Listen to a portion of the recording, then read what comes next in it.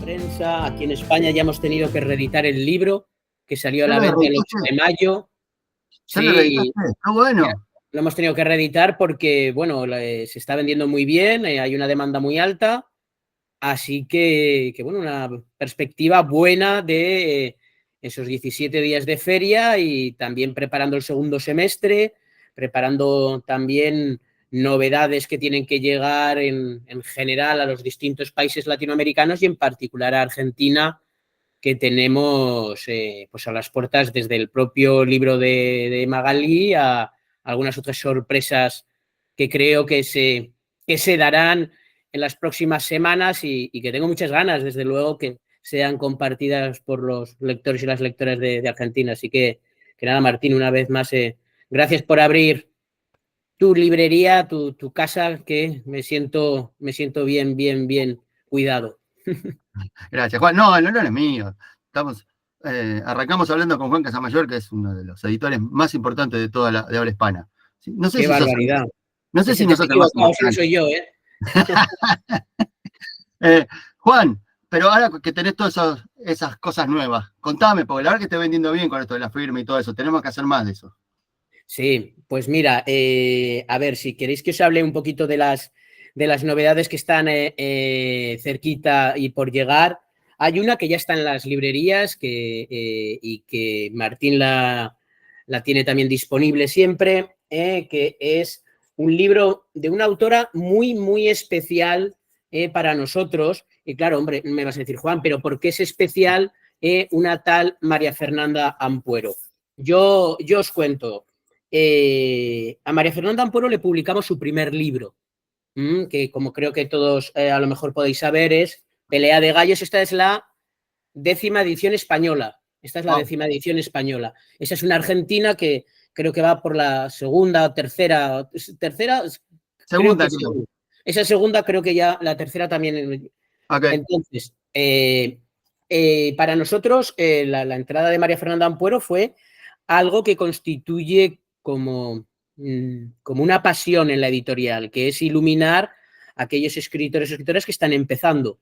Cuando a mí me llegaron los cuentos de Pelea de Gallos, que no se titulaba así el libro y se hizo una labor con María Fernanda que yo recuerdo de una forma entrañable, pues bueno, lo publicamos con toda esa emoción, sabiendo que trasladábamos un libro muy bueno, pero sobre todo distinto, pero no nos imaginábamos lo que podía venir después. O sea, eso no nos lo podíamos imaginar, que en estos momentos llevemos casi 25 ediciones entre todas, las ediciones latinoamericanas y las 10-11 españolas, y ahí se abrió como un díptico de María Fernanda, que es una exploración de distintas formas de violencia, distintas formas de violencia como encajadas en las distintas, diría, las distintas manifestaciones de nuestra sociedad. Hay violencia contra las mujeres, hay violencia contra los niños, hay violencia médica, hay violencia desde luego estatal, hay violencia entre las naciones, hay violencia con las personas migrantes. O sea, todo eso está ahí muy bien y conformó ese díptico que fue con Pelea de Gallos y posteriormente con Sacrificios Humanos. Estos libros jugaban, digamos, una suerte de, como digo, de reflejo donde varios temas se tocaban, y a mí siempre me han dicho o me han preguntado cuál es mi preferido, y la verdad es que no lo sabría, primero porque los veo un poco como concepto global los dos, y luego porque Pelea de Gallos fue como abrir una ventana de aire fresco el libro con Pelea de Gallos, pero Sacrificios Humanos fue ya un libro mucho más maduro de María Fernanda. No, si Pelea de Gallos se hizo desde la dispersión de los cuentos, Sacrificios Humanos se hizo a partir de un solo tema, el sacrificio de la persona, el sacrificio humano, y a partir de ahí elaboró un libro de cuentos. Por lo tanto, creo que Sacrificios Humanos puede que sea un libro más elaborado en ese sentido. Bien, todo este pequeño preámbulo de la ficción importante de María Fernanda Ampuero para hablar de Visceral. ¿Qué es Visceral? Pues no son cuentos, y es un libro que a mí me gusta mucho catalogarlo de híbrido, de mestizo, porque juega con muchas orillas posibles, ¿no? Y creo que ninguna de ellas sobresale, sino que en ese aspecto híbrido es donde se conjuga la fuerza del libro. Es decir, este libro parte posiblemente bajo un aspecto de no ficción, que podría recordar un poco a los libros de tradición de pequeños ensayos que forman un todo, pero con un toque de crónica. No olvidemos que María Fernanda viene del mundo del periodismo, de la crónica, y todo ello atravesado por una suerte de memoria y autobiografía. Entre ese lado colectivo que da la no ficción, la crónica y el aspecto individual que da y personal que da la memoria, ahí se conjuga, os diría que toda María Fernanda Ampuero, pero sin la máscara de la ficción. O sea, si realmente si alguien aquí ha leído algún libro de María Fernanda y se ha quedado sobrecogido, leer Visceral, de pronto te das cuenta que ya no son personajes, que es María Fernanda la que habla desde un yo muy doloroso, muy valiente, desde luego muy honesto, y un libro escrito desde la ira, un poco desde la rabia de ciertas cosas que le han pasado en la vida o que ella es testigo que ha pasado, ¿no? Desde los aspectos de la salud mental en los distintos países latinoamericanos, nuevamente la condición de migrante, las condiciones de maternidades y ya no la situación de la madre o la mujer que ha decidido ser madre. ¿Qué pasa con la mujer que no ha podido ser madre por distintas razones?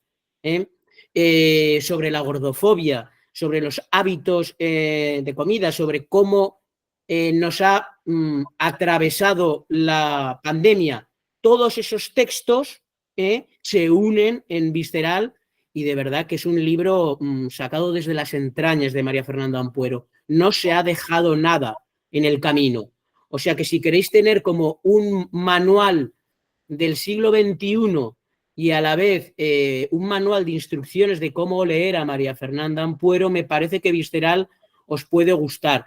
Únicamente diría que lo leáis despacio, que vayáis fase a fase, que no, porque si no es como precipitarse a un abismo y duele, o sea, porque no es que caigas al agua en ese abismo, o sea, creo que caes a distintos peñascos de piedra bien afilados, como afilado es el lenguaje y el estilo de María Fernanda. Un libro muy directo, un libro absolutamente transparente y que, para resumirlo y lo vais a entender, ha pedido a su madre que no lo lea.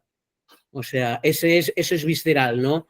O sea, que es un libro que bueno, lo vais a disfrutar y vais a entender de dónde viene sobre todo la literatura de María Fernanda.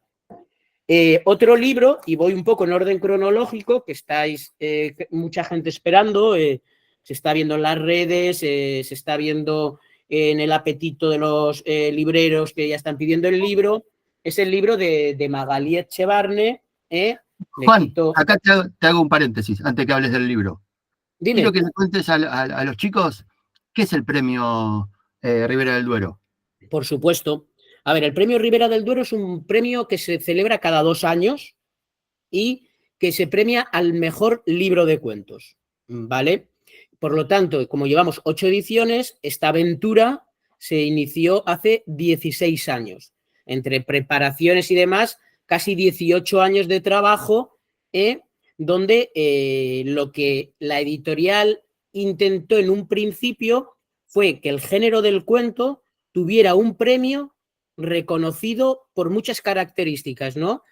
Sobre todo que se pudiera decir a la industria editorial, que se pudiera decir al sector del libro, a los medios de comunicación y finalmente a los lectores, aunque los lectores ellos ya sabían que el género del cuento puede tener un premio como puede tener el género de la novela. Para eso se necesitaba una gran dotación económica que tiene el premio y por eso se llama Ribera del Duero. Ribera del Duero es una zona de España donde hacen un vino muy bueno y los bodegueros normalmente tienen dinero. Entonces, sí que es verdad que coincidimos en el interés de ellos de hacer una iniciativa cultural en torno a un premio literario y se dieron un poco con también la iniciativa y la idea de hacer las cosas así de páginas de espuma. Este premio lo ha ganado gente muy poco conocida y gente más conocida. Si yo os digo a Samantha Schweblin, la conocéis todos, ¿verdad? A Samantha. Bien. ¿Quién conocía a Samantha hace unos 12 años? Ya se le conocía menos, quizá no en Argentina, porque Pájaros en la boca. Acordaros que Pájaros en la boca fue un libro que se saldó en Argentina, en su primera edición se saldó. Pero es verdad que luego fue esos maravillosos libros que tienen un poco un boca a boca, que van recomendándose y se van haciendo solos de por sí. En España pasó algo parecido también con un autor que a Martín le gusta mucho, que es Eloy Tizón, y su primer libro, Velocidad de los jardines, que es el libro de cuentos clásico contemporáneo. O sea, yo recomiendo sin prejuicios, además, hacia la literatura española, que es un festival, es una fiesta del lenguaje, de la poesía y de la conmoción que genera una buena narrativa del cuento. Eloy Tizón, sé que Martín le gusta y sé que muy pronto lo vais a tener cerca.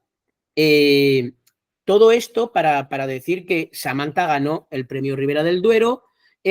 ¿Cómo lo pudo ganar? Si os digo Javier Said Ibarra, no sabéis quién es. Marcelo Luján, que es argentino, pero lleva muchos años viviendo en España, a lo mejor lo conocéis un poco más. Y luego, pues eso, han ganado algunos autores y autoras que al premio les ha servido mucho. Posiblemente Samantha sea el caso por excelencia, que 7 casas vacías, que llevamos entre todas 33 ediciones del libro. Ahora va a salir la 34ª edición. Pues bueno, es un escándalo de libro y de ahí viene la constitución del premio, que en su 8ª edición, con una tal Mariana Enríquez como presidenta del jurado, que también es autora de Páginas de espuma, de un libro ilustrado, y la escritora mexicana Ese verano a oscuras. Voy a hacer como una nota a pie de página. Nos estáis viendo a Martín y a mí y os creéis que, claro, estos han hablado, Juan le ha dicho los libros que va a hablar y él va a sacar los libros. No, Martín es tan buen librero que yo podría decir no sé, ya me da miedo decir qué libro extraño de Páginas de espuma, que de pronto lo sacaría por algún lado. O sea, de verdad que no está nada preparado. O sea, yo voy diciendo títulos y o él tiene unos brazos muy largos o tiene 3 o 4 personas que los están buscando por su librería y se los están pasando por debajo de la mesa. Que todo puede ser. Siempre he creído que hay varios Martínez a la vez, porque no sé cómo puede estar vendiendo libros, escribiéndome. O sea, es el librero de América más rápido en contestar correos electrónicos. Creo que los contesta antes de que yo los escriba. A veces los escribe tan rápido que digo que vas muy rápido, Martín, que vas muy rápido. Bueno, pues esto es el premio Ribera del Duero, que la verdad, pues bueno, estamos muy contentos de albergarlo en la editorial y de poder seguir dando, creo que buenos textos. Y en esa situación un poco de autora poco conocida, claro, me vais a decir, Juan, Magali Echevarne en Argentina es conocida porque En los mejores días es un libro que en Argentina se ha leído muchísimo. Os digo que fuera de Argentina Magalí no es conocida, nada conocida. Entonces creo que es la maravilla de que gane alguien poco conocido, porque creo que teniendo un excelente libro y con todo el mecanismo que supone un premio, que no deja de ser iluminar más a un libro, pues vamos a tener una gran alegría. El libro en España salió el 8 de mayo, hoy nos ha llegado, aquí lo podéis ver, la segunda edición española ya, porque ya os digo que nos habíamos quedado absolutamente sin libros y además con venta buena cada día. Y el libro en Argentina sale el 1 de junio. O sea que a partir del próximo lunes, Martín ya puede estar recogiendo. Lo único que me ha hecho Martín que solo recibe pedidos de 10 en 10 ejemplares, pero me imagino que esto no será un problema y que todos los que estáis aquí podréis comprar 10 ejemplares y luego repartir. Pero bueno, bromas aparte, no sé si habéis leído Los mejores días, La vida por delante presenta otro tipo de cuento, son 4 cuentos, y no solo hay un afán de mayor extensión, sino que Magalí hecho creo que 2 grandes aciertos. Uno de ellos ya venía de antes, ¿no? Que es un poco hilar los cuentos entre sí. Sobre todo aquí hay 2 cuentos que respiran en el mismo sentido, con personajes incluso, y que, digamos, hacen un eco frente a los otros 2. Y luego lo que me parece más importante es la capacidad que ha tenido Magalí, uno, de seguir manejando ese lenguaje sublime de escritura que tiene, que está lleno de matices, y cómo es una reina de la elipsis. O sea, parece que no, a mí me recuerda a veces algunos textos de una escritora nuestra, Guadalupe Nettel, que parece que en una primera lectura no está contando casi nada, y luego empiezas a profundizar por capas, y descubres a muchas Magalíes posibles, y vas enriqueciendo, y es una escritora de primer orden, o sea, tiene un dominio absoluto del cuento, más allá de que escribe muy bien, pero conoce bien dónde reside la técnica del cuento, y sabe perfectamente que el cuento no se mide por la extensión, sino por los elementos y factores que lo diseñan, y en esa capacidad del silencio, esa capacidad de sumergir en la complicidad al lector, ese sutil juego que siempre está haciendo en pequeñas matices que al final crea como pequeños aforismos. O sea, podrías extraer de los cuentos de Magalí ciertos aforismos que dirías, Dios mío, qué acierto, y eso conjuga con la capacidad poética que ella tiene, ¿no? Yo os lo recomiendo muchísimo. Aquí la verdad es que han salido ya muchísimas reseñas.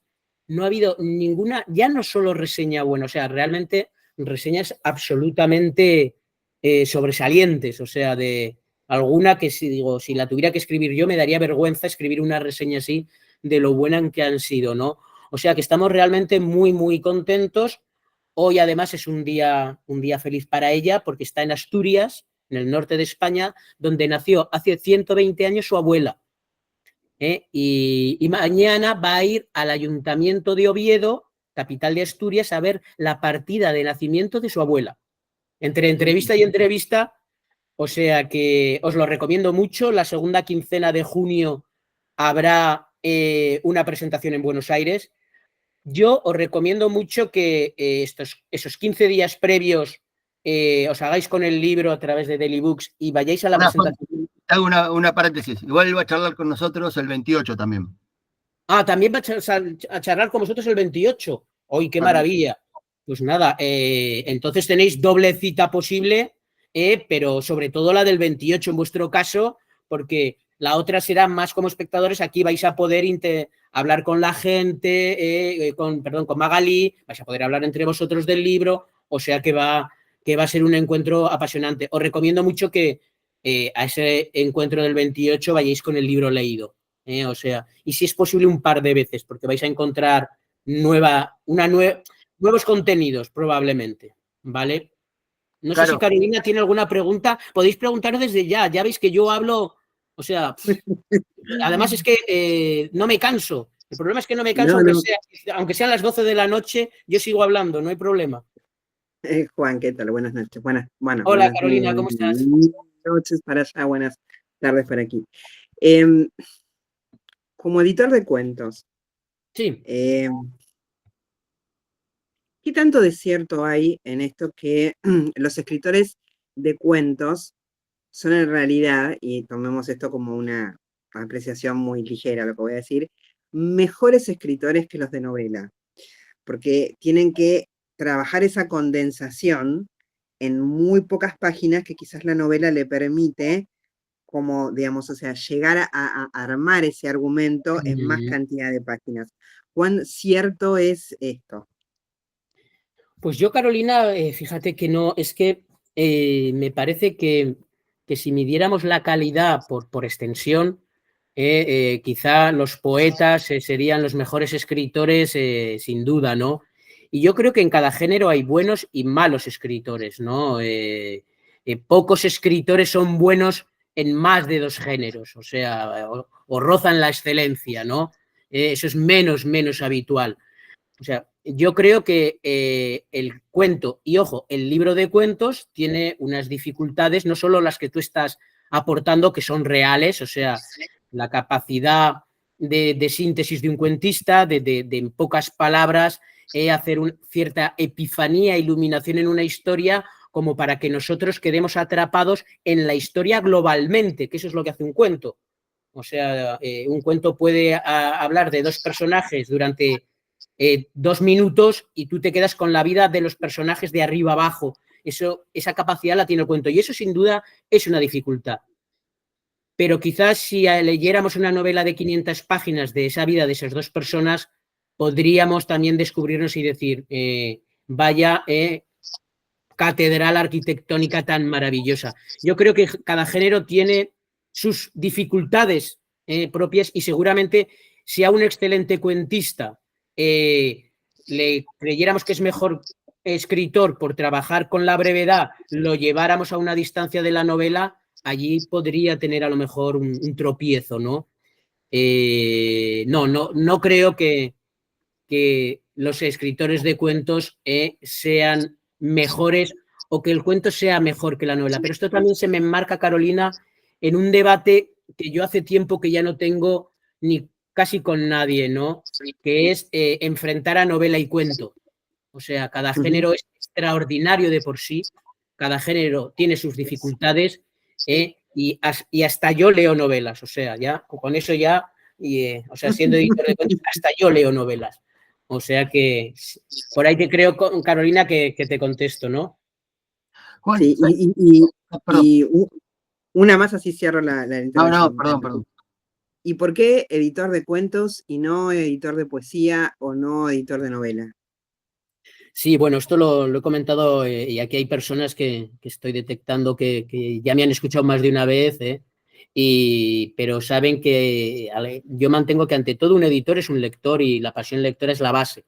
Luego los editores estamos todo el día cambiándonos de sombreros, o sea, podemos ser responsables de prensa, podemos trabajar con los distribuidores, podemos hacer, mañana yo voy a ir con un pantalón vaquero, un jeans y una remera y me voy al montaje porque me encanta ir al Parque del Retiro y montar lo que se llama en España la caseta, el stand, y eso acabaré sobre las 5:30 y a las 7 tengo que presentar el libro ilustrado, que hablaremos también de él, de Margarita García Roballo, la autora colombiana que vive en Buenos Aires, ¿no? O sea que hacemos un poco de todo. Pero mi pasión lectora fue el cuento. Entonces, siendo mi pasión lectora el cuento y a finales del siglo XX, que me cansé de dar ideas a otras editoriales con las que colaboraba y decidí dar un poco un salto a montar una editorial, pensé, ¿por qué no hay una editorial dedicada al cuento, que es lo que me gusta? ¿Por qué hay de teatro? ¿Por qué hay de poesía? ¿Y por qué no hay de cuento? Aunque la industria editorial le haya dado en los últimos 20, 30 años del siglo XX la espalda al género del cuento, tiene una tradición en español, en las distintas literaturas latinoamericanas, el cuento apabullante. O sea, si nombráramos los 10 mejores escritores o escritoras del siglo XX en español, alguno sería netamente cuentista seguro, No, y posiblemente habría un par de nombres, y no muy lejos de Argentina. Entonces, como de ahí viene la edición del cuento, que al principio parecía un deporte de alto riesgo. En su vida, cuando tenía 20 no, casi 30 años menos, hacía escalada y barranquismo, o sea, sé lo que me gusta el riesgo, el deporte de riesgo, pues monté esta editorial que ahora cumple 25 años y, oye, no se nos ha dado mal la aventura del cuento, la verdad. O sea que esa ha sido la razón de elegir el cuento, Carolina. Perfecto, gracias, Juan. ¿Algún otro quiere hacer una pregunta? ¿Alguna pregunta por ahí quizá? ¿Alguien se anima? Hola, Juan, Juan. Dale, Andy. Hola, Andy, querida, ¿cómo estás? Hola, ¿Cuánto tiempo? Bien, me encanta colarme aquí en este espacio de Martín. Sí. Juan, ¿a qué hora duermes? ¿Cómo le haces para que te alcance el día? Bueno, es que vengo con hora. Ayer fue, hoy es lunes, ¿verdad? Pero ya es mi martes y ayer entonces fue, digamos que domingo. El domingo yo volví de Panamá. Estaba en Panamá, que estuve en Centroamérica cuenta. Entonces, digamos que tengo un poco horario ahora panameño y bueno, duermo, no duermo, a ver, duermo y lo único que yo creo que, de lo que se trata es de aprovechar bien el tiempo. Yo creo que por ahí va la capacidad, y luego hay un secreto a voces, que Páginas de Espuma, yo solamente soy quien se pone delante de esta pantalla, pero yo no sería absolutamente nadie sin el equipo que hay detrás de mí. Y la verdad es que Páginas de Espuma tiene buen equipo. Sobre todo tiene un equipo estable, o sea, que lleva muchos años trabajando, y entonces pues ya las dinámicas están muy acostumbradas, y creo que sacamos mucho trabajo siendo una editorial independiente, que en el fondo somos 5 personas en Madrid y 4 repartidas en Latinoamérica. O sea, somos en total como 9. Entonces, pues bueno, el equipo es bueno y intentamos hacer todas estas cosas, pero te juro, Andy, que duermo, o sea, que duermo. Retomando lo que pregunta Andy, ya te dejo, pero me causa mucha curiosidad porque haces millones de cosas. ¿Cómo te tomas el tiempo para leer? Sí, por las noches. Por las noches. O sea, hay muchas noches que leo. Luego yo viajo mucho, Ya, y meterse 12 horas en un avión. Mi segunda casa es el AVE. El AVE es alta velocidad española, los trenes. O sea, yo tengo, esta semana no viajo, pero la próxima tengo 2 viajes por España, por ejemplo. Voy a mi ciudad, Zaragoza, y a Valladolid. Y luego que siempre hay tiempo para leer. Siempre hay tiempo. O sea, yo en la editorial he acabado, he comido muy tarde, casi a las 4 de la tarde, y ahí he sacado yo un buen rato para leer y acabar la edición de un libro que vamos a publicar dentro de 6-8 meses. Y ya he hecho el editing, y de hecho me reúno mañana ya con la escritora porque quiero llevar, era la última vuelta que le daba al manuscrito para tener mañana esa maravillosa conversación con quien escribe, ¿no? Que es lo que más me gusta. Entonces, en esas horas es cuando se lee. Ahora llega el verano del hemisferio norte, llega el verano aquí, y ahí sí que desaparezco, y ahí sí que leo mucho. Aprovecho mucho los veranos para leer, incluso cosas que no tienen nada que ver con la editorial. O sea que mucha poesía estoy leyendo últimamente. Ese es otro secreto de la lectura, mucha poesía. qué lindo. Andy, perdón que te interrumpí. No, Martín, está genial, está maravilloso. Eso que dices, Juan, de leer poesía, no sé si te pasará como a mí, pero yo para leer poesía necesito justo eso, tiempo. Necesito estar más tranquila incluso. Sí. Luego se cree que para leer poesía, como es cortita, como es poquito, como es un libro más delgadito, te lo puedes leer en un ratito. Y no, yo cuando leo poesía necesito darme el tiempo y el espacio para hacerlo. Sí. Pero No, la poesía solo se puede leer despacio, o sea, es así. Entonces, yo ahora he leído 2 libros además que van hermanados últimamente de poesía. Uno precisamente es el de Magalí Echevarne, que me vais a recordar cómo se titula, Martín, seguro que lo sacas por ahí. La- ¿Cómo me comía el lobo? O cómo, ¿alguien se acuerda? ¿Alguien en la sala se acuerda? Lo busca en Google.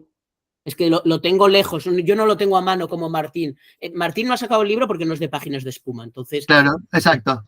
exacto, o sea, no creáis que Martín tiene todo el ISBN argentino a la mano, no es así, pero es el libro de Magalí, que aborda, es un libro de duelo sobre la muerte de su padre, y ese libro lo he puesto en relación con un libro que me llegó hace poco de una periodista y muy buena amiga, Angélica Tanarro, una periodista de aquí de España, que ha escrito un libro de duelo sobre su madre. Y son libros que se hermanan, y libros muy distintos. Eso es, por ejemplo, o sea, ¿Cómo yo muchas cocinar un veces... lobo?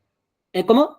¿Cómo cocinar un lobo? ¿Cómo cocinar un lobo? Os lo recomiendo muchísimo. Os lo recomiendo. Es un libro conmovedor el libro duro, pero, y como dice Andy, para leer a pequeñitos sorbos, ¿no?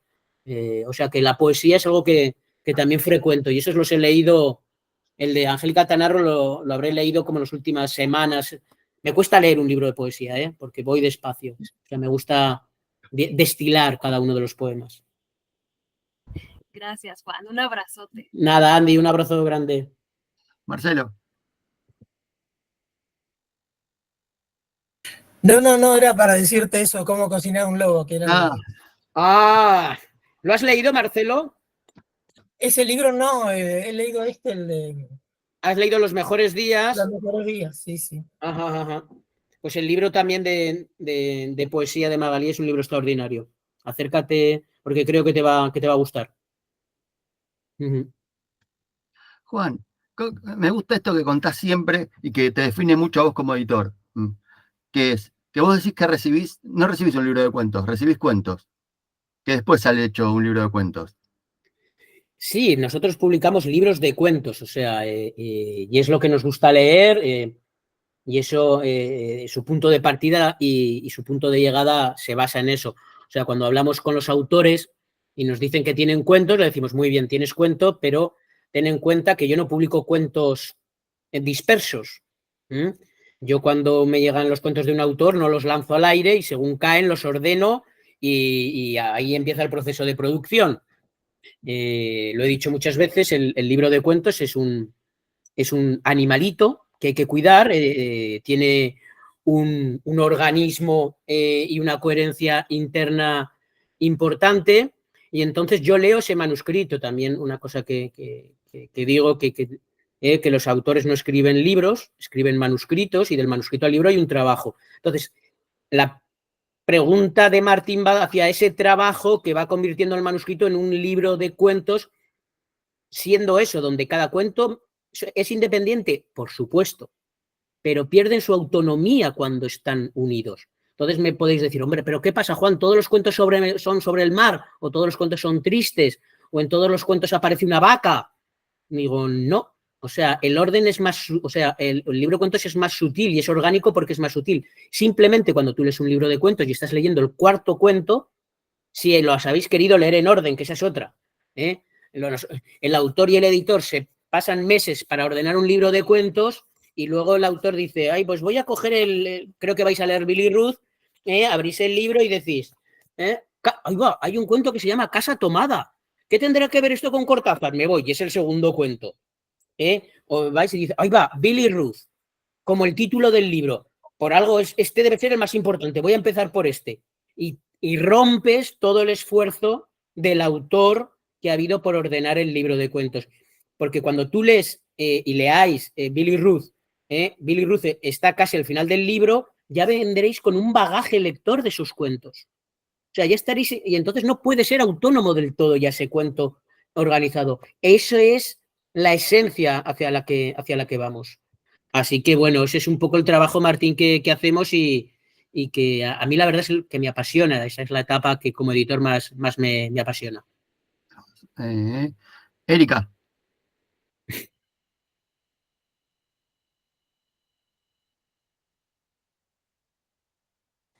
Perdón, no encontraba el micrófono. Hola, ¿qué tal? Hola. Mira, tengo una pregunta, Juan, sobre lo que dijiste del libro de Magalí. Porque antes dijiste que sería bueno que la gente lo leyera, si posible, 2 veces, en lugar de una vez. Y bueno, pues me preguntaba por qué, porque en- no sé, entiendo, ¿no? A veces como la relectura como algo pues que se suele hacer, aunque a mí me cuesta un poco releer, siempre prefiero leer por primera vez, a menos de que, claro, sea para estudiar, ¿no? Pero además aquí estás pidiendo que los lectores lean seguido, casi 2 veces, porque se van a encontrar con ella pronto. Y Sí. entonces, ¿por qué esta necesidad de tener que leer ese libro 2 veces? Bien, Erika nos conocemos bien, ella es una profesora en Brown, estuve hace poco y es una grandísima lectora y amiga. Yo siempre recomiendo que los géneros breves, las formas breves, ganan mucho con la relectura, siempre, independientemente del libro que sea. O sea, porque muchas veces, y precisamente profundizando en ese concepto de organismo, de capacidad coral de un libro de cuentos, cuando tú relees un libro de cuentos empiezas a entender por qué los libros de cuentos tienen grietas, por qué hay fracturas y entre paredes, hay intersticios donde cabe ciertos sentidos y ciertos significados. Hay libros de cuentos que favorecen muchísimo eso. Creo que el caso de Magalí es un caso evidente por cómo trabaja ella el cuento, porque ella trabaja constantemente en una clave de silencio. Ella está en todo momento, decide reservar sentido a sus cuentos para primar realmente cierta mirada sobre cierta realidad un pelín distorsionada a veces, muy poco en su caso, no le interesa mucho ese tema, pero que en todo caso, debajo, como cualquier realidad que hay en nuestras vidas, están pasando otras cosas por debajo. Y que cuando vemos y prestamos atención a ciertas grietas, a ciertos espacios por segunda vez y nos damos cuenta de ciertas cosas que han pasado, entonces empiezas a entender más la situación. Entonces creo que el caso de Magalí en ese sentido es extraordinario, pero hay un libro, por ejemplo, que vais a hablar con Edmundo Paz Soldán, que se llama Las Visiones, el libro de Edmundo Paz Soldán, que ese libro sería también otro libro en una clave absolutamente distinta, porque este libro es una distopía. No sé si habéis leído la novela Iris de Alfaguara, donde él es una novela de ciencia ficción donde crea un espacio, imaginaos como una gran Australia donde hay una civilización, y esa novela cuenta la épica de esa civilización. Pero dentro de esa novela hay aspectos de la intrahistoria que no se cuentan y se le cuentan en este libro de cuentos, ¿no? Pues quien lee por segunda vez empieza a comprender muchos elementos y eso es, creo, Erika, lo que suele pasar con los cuentos. Un libro que tú conoces bien es El matrimonio de los peces rojos. Y el libro de Guadalupe Nettel, cuando se vuelve a leer, empiezas a profundizar sobre todo, muchísimo más en ciertas tensiones entre los personajes, en cierta toma de decisiones de los personajes y sobre todo, a partir de ahí, en ciertas decisiones que toma de quien narra y las estrategias y los argumentos que motiva su escritura. Y eso creo que la lectura, ya digo, en general del cuento lo da muchísimo. Lo da muchísimo. Hay otros libros que quizá lo de menos. Un libro, por ejemplo, que lo da muchísimo, pero una barbaridad, posiblemente más que el de Magalí, son Las voladoras de Mónica Ojeda. Porque es un libro tan altamente poético, que además incluso a veces rompe la forma del lenguaje y rompe físicamente la página, que la relectura de algunos cuentos de Las voladoras, más allá de la anécdota, a veces violenta, entras en otra capa que dices, madre mía, lo que realmente está trabajando y de dónde viene todo esto, ¿no? Entonces te diría que bajo esa filosofía de la lectura del cuento, creo que Magalí es una buena candidata para poder hacer eso. Juan, ahí estábamos hablando de Pat Soldán. Así que aprovecho el anuncio. El mes que viene en el club vamos a salir con un libro de él, con Billy Ruth. Me gustaría que le cuentes a los chicos quién es Pat Soldán y nos hables un poquito del libro. Estupendo. Y el 11 charlamos con Paz Soldán. Le digo a los chicos que va a ser antes de que les llegue el libro. Sí. Pero bueno. Será una buena invitación y de verdad no os lo perdáis. Un tal Bolaño una vez le dijo a Edmundo que era el Dante de Bolivia. Y él se quedó como diciendo, bueno, pues soy el Dante de Bolivia, o sea, como soy lo más, ¿no? De Bolivia. Dice, no, es que no conozco a ningún otro escritor de Bolivia. Por eso eres el Dante de Bolivia, ¿no? Jugó un poco con él bajo ese magisterio que tenía Bolaño en esa generación de escritores nacidos en los 60.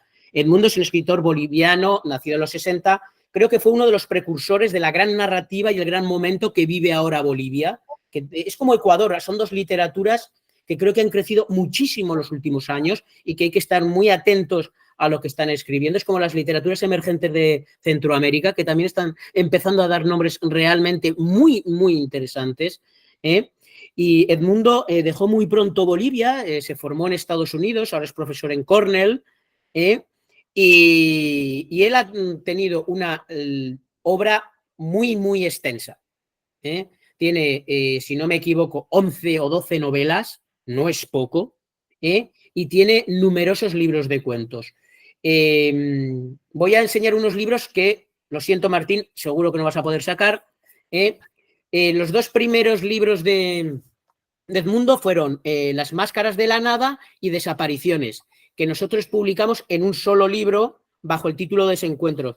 No tengo ningún ejemplar aquí de Páginas de Espuma, pero sí tengo las ediciones que en su día salieron, las primeras ediciones de Edmundo, de sus dos primeros libros de cuentos. Y luego publicó Amores Imperfectos, que no lo tengo yo publicado. Esta es la primera edición de Amores Imperfectos de Edmundo, ¿vale?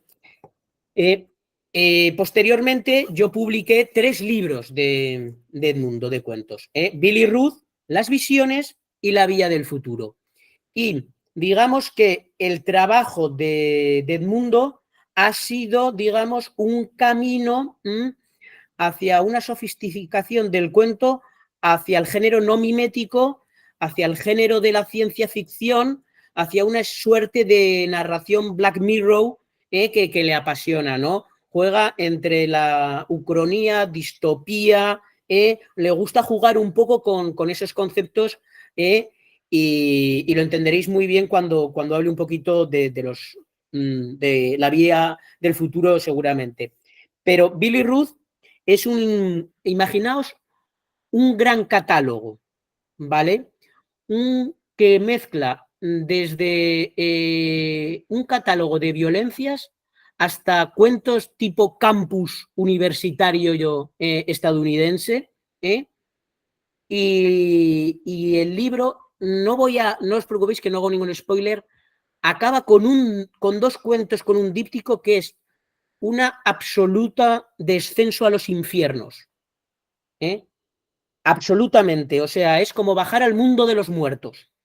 Es decir, en ese sentido, Edmundo lo que hace con Billy Ruth es introducirte de una forma al principio como muy sutil, muy suave.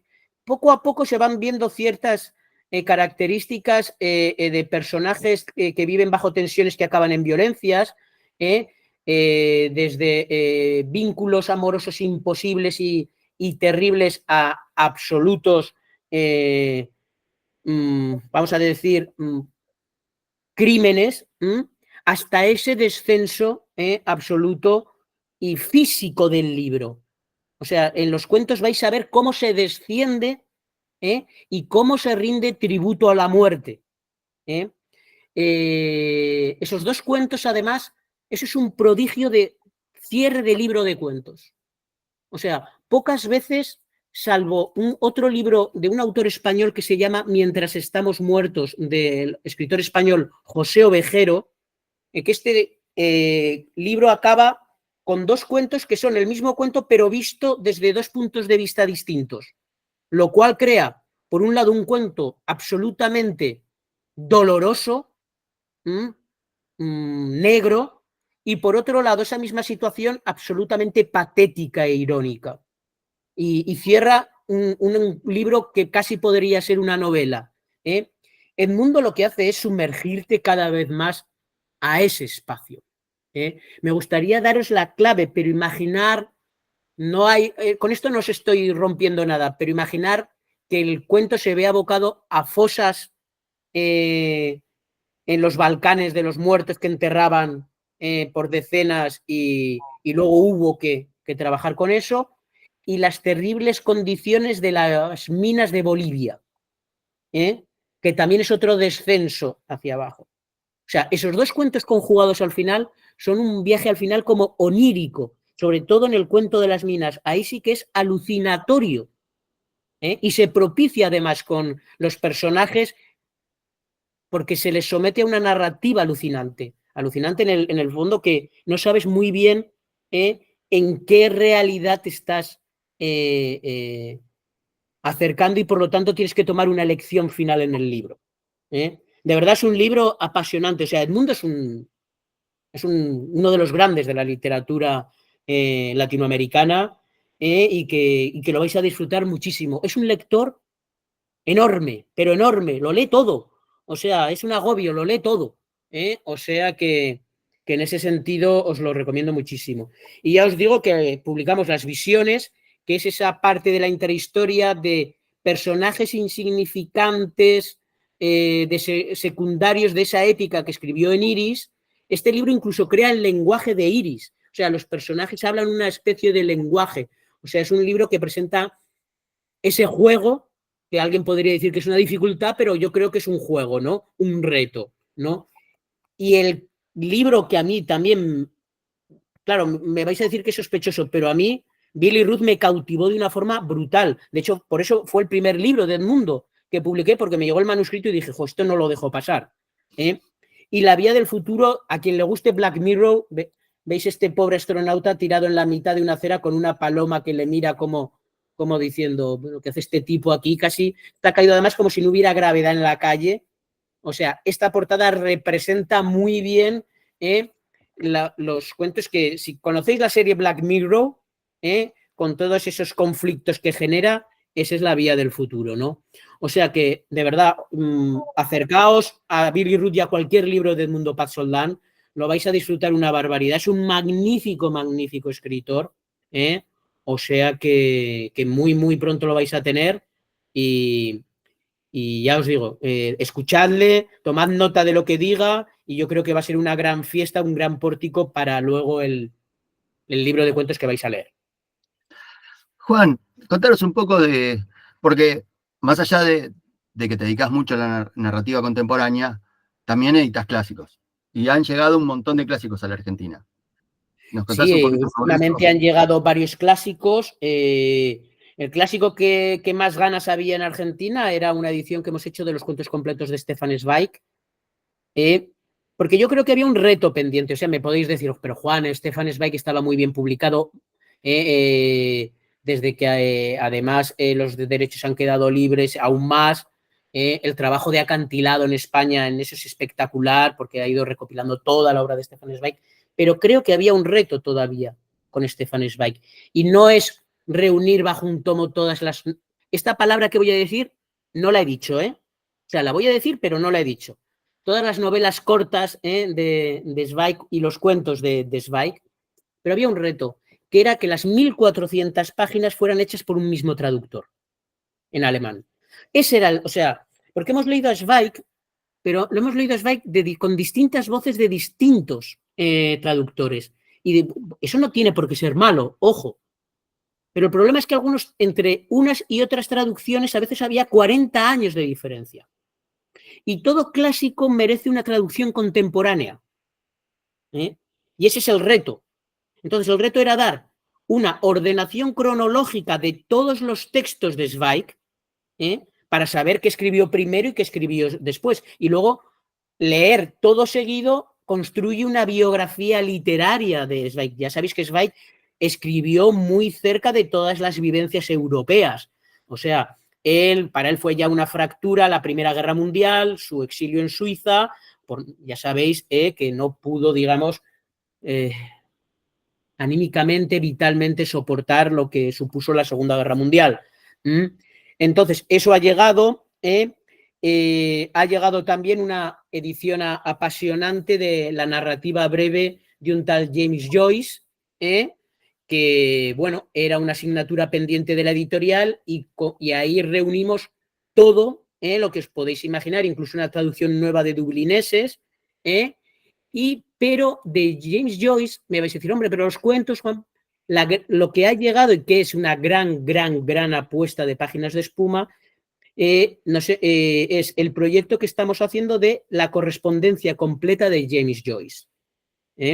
Son 2 tomos de más de 1000 páginas cada uno y ahora ha llegado el primer tomo, hasta la publicación del Ulises. Claro, una correspondencia es una escritura hecha para no ser compartida. En el caso de Joyce, había razones, múltiples razones, como para que esa correspondencia quedara un poco acallada. Y no me refiero, que os veo sonreír, a las cartas pornográficas que tenía, sino, sobre todo a mí lo que más me enseñó de cómo es Joyce son las cartas a su madre y a su hermano. O sea, hasta qué punto vivió el conflicto con su familia. Ahora el segundo tomo es un segundo, claro, es después de la publicación de los Ulises, lo estamos ahora trabajando porque el libro sale en octubre, ya lo estamos maquetando y tal, es un libro muy extenso y ese es un libro más del escritor, pero la formación vital de su salida de Irlanda, de Trieste, de Svevo, sus primeras relaciones con los escritores, con Silvia y tal, todo eso está en el primer tomo. Y el traductor es un loco, porque no tiene otra palabra, que se llama Diego Garrido, que ahora ya es un viejecito de 25 años, pero cuando nos ofreció este proyecto tenía 19, 20 años. Me vas a decir, Juan, qué temeridad. Claro, a mí me pasó lo mismo cuando me dijo que tenía ese proyecto y lo quise conocer, que fue la primera reunión que yo tuve presencial con alguien después de la pandemia. Y nos vimos separados de 2-3 metros y él vino con una maleta, abrió la maleta y empezó a sacar todos los libros que tenía de Joyce. Y me dijo todo el proyecto que quería hacer de la narrativa breve y de las cartas. Y fue un acierto. Es un traductor extraordinario. Va a ser, no lo dudéis, el mejor traductor de Joyce para el siglo XXI en español. Y tal es la historia que ha publicado ahora, ha salido en mayo, su primera novela en una editorial llamada Anagrama. O sea, que es un chico y su novela está protagonizada por el hermano de Joyce. Este trabajo de este traductor en la rueda de prensa que dimos acabó así diciendo: yo por las noches en Madrid salgo y me emborracho con la única intención de ver a Joyce acodado en una barra como yo. O sea, ese es Diego Garrido y lo conoce como a nadie y lo respira, ¿no? Entonces, os aconsejo mucho que os acerquéis a estos libros porque de verdad es un trabajo exquisito, profundísimo y ha hecho lo que no está en ningún idioma, ni en inglés. Esta edición es tan completa de todas las cartas de Joyce. Y luego una apuesta muy personal que yo estoy disfrutando una barbaridad son los de H. Lawrence. Sabéis que es un escritor desbordante, pornógrafo, barroco, y creo que precisamente en el cuento es un autor más contenido, y creo que se disfruta más a Lawrence en la distancia breve que en la larga. A mí por lo menos eso es lo que me ha pasado, ¿vale? Sabiendo que es escritor de obras mayúsculas, pero os lo recomiendo también muchísimo. O sea que eso es un poquito lo que ha llegado de clásico. Y acabo con esto, porque este llegará, en breve llegará, no nos atrevimos a publicar la correspondencia completa de Virginia Woolf, porque son 6.000 cartas, 6.000 páginas. Yo no estaba dispuesto ya, eso era demasiado, pero sí que hemos sacado, y esto es lo que ha llegado a Argentina, los ensayos de Virginia Woolf, que hay unos ensayos absolutamente inéditos, y no es que sean unos ensayos actuales, es que son unos ensayos escritos para dentro de 50 años. El traductor Rafael Acorinti de los ensayos de Virginia Woolf es argentino, y ha hecho un trabajo impecable, absolutamente impecable. De hecho, ha tomado decisiones como en un momento dado, en algunos textos, ha utilizado, y no es una decisión políticamente correcta, el plural femenino, el nosotras, para traducirlo. Porque hay textos, por ejemplo, que Virginia Woolf habla de la incapacidad de la crítica británica de la época para leer escritoras. Entonces está diciendo, claro, el we, inglés, está diciendo, nosotras es que estamos escribiendo así y ellos no nos entienden. Claro, si hubiéramos puesto nosotros, no se entiende. Ese texto se pierde. Y eso pasa en más de una vez con Virginia Woolf. Entonces esa decisión la ha tomado Rafael, que de verdad es un traductor extraordinario, extraordinario. Acercaos a ese libro porque de verdad no tengo aquí ningún ejemplar, pero los tomos están inspirados en los diseños que hacía Bell, la hermana de Vanessa Bell, la hermana de Virginia Woolf, y hemos tomado algunos motivos y los hemos reproducido de las primeras ediciones de la editorial de Virginia Woolf. Es hermoso. Vale. O sea, incluso los lomos, ¿lo veis? Luego, incluso podría, porque tengo alguna primera edición de la editorial de Virginia Woolf que me regalaron últimamente. O sea que este es el trabajo que os va a llegar, bueno, y el que está ahora en España en librerías, pero este sí que no ha llegado a Argentina. No sé si enseñarlo porque no quiero poner los dientes largos, pero ya se lo podéis ir pidiendo a Martín, porque Martín es capaz de sacarlo de ahí, o sea, es capaz de sacarlo, que hemos hecho una edición completa de los cuentos de Franz Kafka. Este yo sé que Andy se lo va a comprar porque está prologado por Andrés Neumann. Andy es muy lectora de Neumann. Ha hecho un prólogo soberbio, Andrés, soberbio. Y están todos los cuentos. Hay algunos textos que hemos incluido, cuentos muy híbridos o inacabados de Kafka, que no sabíamos si poner o no. En general, en las ediciones españolas no está en ninguno, sí en la última edición alemana, porque él los trabajó toda su vida como cuentos. Y aunque no llegó a dar con la clave final, nos parecía importante. Y luego yo soy filólogo de formación, y me lo he pasado como un niño en una juguetería en la biblioteca de Tel Aviv, en Israel, porque me dieron una pasarela para ver los manuscritos de Kafka.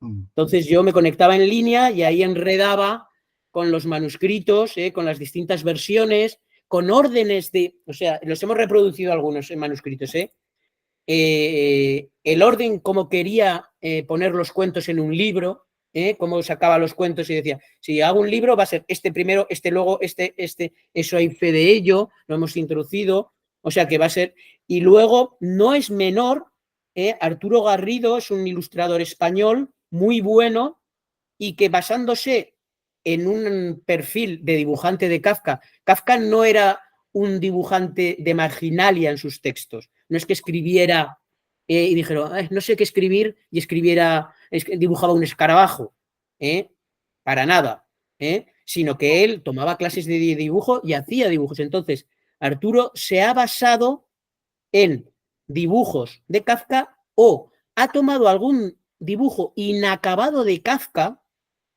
y lo ha acabado él al estilo Kafka. Porque Kafka hacía caras o hacía algunos dibujos. Él cuando escribía se le caían, esto lo he visto en los manuscritos, se le caían manchas de tinta. Y con la mancha de tinta la aprovechaba para hacer un dibujo. Y a partir de esa pequeñita cara y tal, lo que ha hecho Arturo Garrido es hacer un cuerpo o bajando unas escaleras o un cuerpo en bicicleta, esos lugares comunes que algunas veces salen en los cuentos de Kafka, ¿no? Ya sabéis, escaleras, ese tipo de cosas aparecen mucho. Entonces, pues bueno, es una edición que os llegará y de verdad creo que ha quedado también con el orden cronológico y el traductor Alberto Gordo es el mismo traductor que Zweig, que se ha convertido en un gran traductor de época, del primer tercio del siglo XX. Ahora nos está traduciendo a Joseph Roth, está traduciendo para final de año. Y el próximo año, esto sí que es una primicia, próximo año Páginas de Espuma se ha hecho con los derechos de Bradbury. Y entonces vamos a publicar los cuentos de Ray Bradbury, que eso sí que es algo importante para Páginas de Espuma, es una responsabilidad. Y bueno, hay que traducirlo de nuevo, ¿no? Las traducciones de Planeta estaban ya un poco antiguas y nos han servido durante casi 60, 70 años, pero ya creo que ha llegado el momento de tener a un Ray Bradbury traducido de nuevo. Así que eso traigo, Martín, de clásicos, que no es poco. Pero bueno, Juan, ya para ir terminando, porque tengo una cita con mi hijo que nos vamos a la cancha. Así que... ¿Te vas al fútbol? Sí, nos vamos a ver a Temperley. Y lo tengo a mi hijo esperando. Mira. Siempre me pilla que no puedo, o sea, siempre me pilla que no puedo. Eso se me dice antes que voy a Buenos Aires. Sí, te tenemos que arreglar. La próxima vez que venís, te venís a la librería que ya va a estar física y nos vamos a la cancha. Contanos del libro Alegría, de Margarita. Bueno, Margarita García Roballo, que está en España ahora. De hecho, hace un rato ha hecho la primera entrevista en radio. Podéis escuchar en Radio Nacional de España un programa que se llama Efecto Doppler. Ahí ya la podéis escuchar. Nosotros tenemos una colección ilustrada. Ha enseñado antes Martín el libro de Mariana. Y sigue el mismo criterio. Este libro aparecerá en Argentina. Aquí, si lo oís, esto es tapadura. En Argentina lo vamos a hacer en rústica para que no se eleve mucho el precio. Y es esta palabra no la he dicho, una novela corta o cuento muy largo de casi 100 páginas, ilustrada por Power Paola, la gran ilustradora, la de Virus Tropical, que también vive en Buenos Aires, de origen colombiano. Para empezar, una cosa, un mea culpa. Páginas de Espuma cumplía 25 años y no teníamos ningún autor ni autora de Colombia. O sea, aquí que hay gente de México y que hay gente de Argentina, os habéis llevado casi todo. Y no habéis dejado un hueco a Colombia.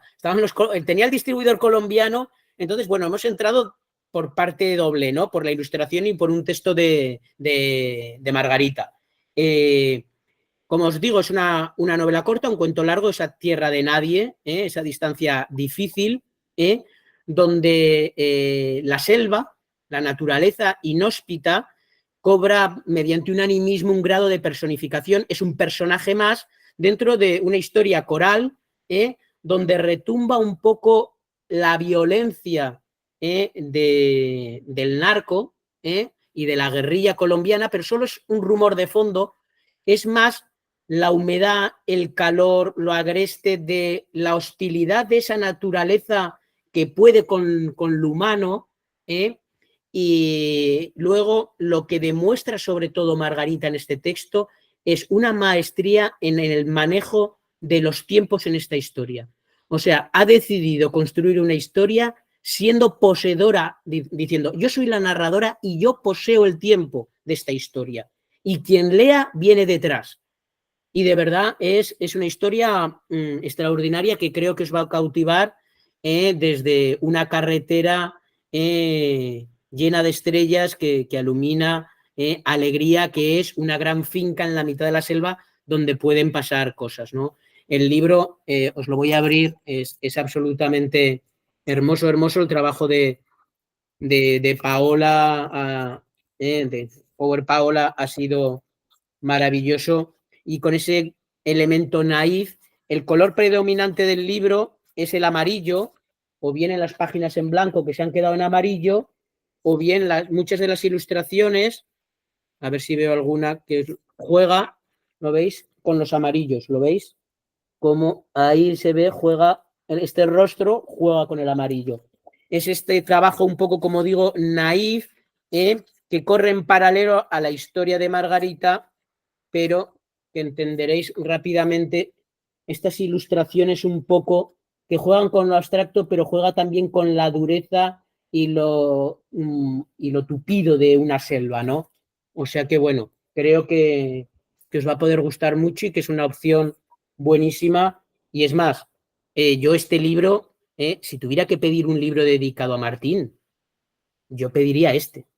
De una. Porque imaginaos este libro con una dedicatoria de Margarita y de Power Paola, con un dibujo de Power Paola. De hecho, os voy a enseñar una cosa para que esto os va a gustar.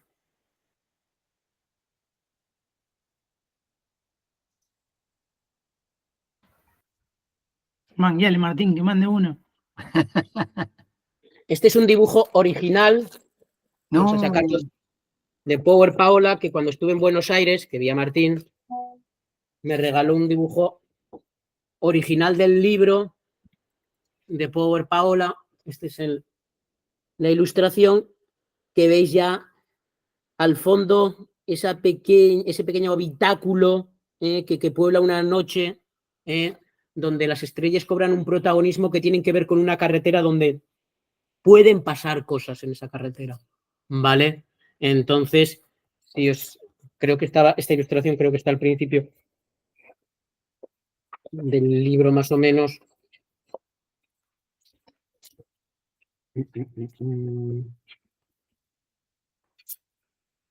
Vais a ver cómo aquí veis la ilustración y aquí veis, y hay unos últimos retoques que siempre Power Paola, una vez que escanea la obra, hace finalmente un pequeño trabajo, pues le ha dado un tono verde, las estrellas son un poquito más amarillas para jugar con esos amarillos, ha hecho ese trabajo. Así que bueno, de verdad que da un libro espectacular y creo que no solo es un goce para la vista, sino que la historia de verdad os va a atrapar. Es de esas historias que se empiezan a leer y casi no se pueden dejar hasta que nos acaba el libro. Juan, muchísimas gracias. Sabes que no tengo más que palabras de agradecimiento para vos. Desde que empezamos y no éramos nada, nos apoyaste, siempre estuviste Seguimos ahí. sin ser nada, ni tú ni yo, pero aquí estamos dando guerra, o sea, Sí. la que haga falta. No, vos tenés un techo grande. Nosotros recién estamos haciendo un poquito de ruido. Cuando se me ve rápidamente sé que un techo grande yo no tengo, o sea que no hay problema con eso. No, todo el mundo sabe que mido 1,97, entonces por eso lo digo, es una ironía. Juan, muchísimas gracias, siempre es un placer escucharte. Gracias por lo que se viene y seguro volvemos a hablar. Pues seguro. A ver si no hay posibilidades de que este invierno vuestro, vuelva a Buenos Aires. Nos vemos a la cancha. Ahí nos vamos a la cancha seguro. Dale, pero palabra, Palabra. O sea, no pude ir la última vez por un minuto. día. Sí. Por un día. Sí. Porque yo me iba el sábado y tú ibas a la cancha creo que el domingo. Exacto. Estupendo. Pues bueno, un abrazo a todos. Andy, un gustazo verte de nuevo. Creo que hay aquí además otras personas que ya han coincidido en algún encuentro. Erika, un beso grande y nada, cualquier cosa, estamos en contacto. Estamos en contacto. Abrazo grande y gracias a todos. Martín, cuídate. Chao. Igual. Chao.